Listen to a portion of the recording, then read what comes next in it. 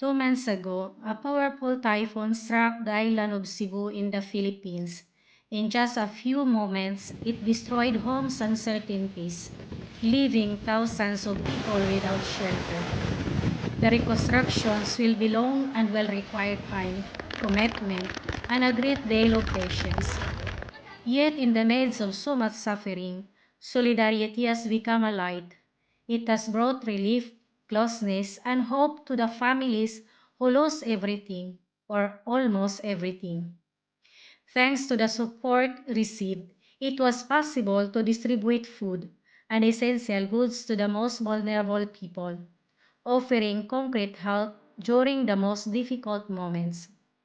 Food supplies were purchased for periodic distribution, as well as an electric generator for the Madre Margarita School in Cebu, ensuring continuity in educational activities. During the Christmas season, despite the challenges, we were able to carry out our usual festive activities.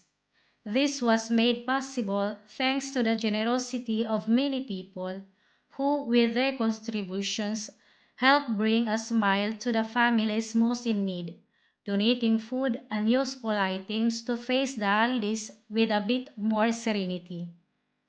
To all of you who supported, helped, and prayed, we extend our most sincere thanks. Your closeness has been a tangible sign of fraternal love.